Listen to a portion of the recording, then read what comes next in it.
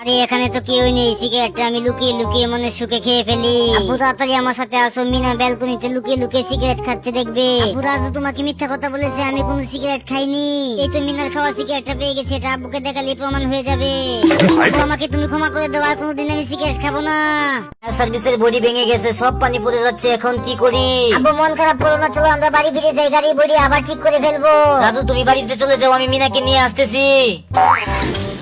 বন্ধুরা তোমরা ঘুড়ি নিয়ে আমার পিছন পিছন দৌড়ে আসো, ঘুড়ি উড়াতে আমার খুব ভালো লাগে। মিনা তোমাকে কতবার মানা করেছি গুলি নিয়ে বাইরে দৌড়াদৌড়ি করতে, তুমি এখনই বাড়ি ফিরে যাও, আর কখনো গুলি উড়াবে না। আব্বু আমার ভুল হয়ে গেছে, আমাকে ক্ষমা করে দাও। Police uncle. রাজু কি হয়েছে তোমার? আমি রাস্তা দিয়ে হেঁটে যাচ্ছি, পিছন থেকে একটা হুন্ডার ধাক্কা মেরেছে, ও রং সাইডে ঢুকে আমাকে মেরে দিয়েছে।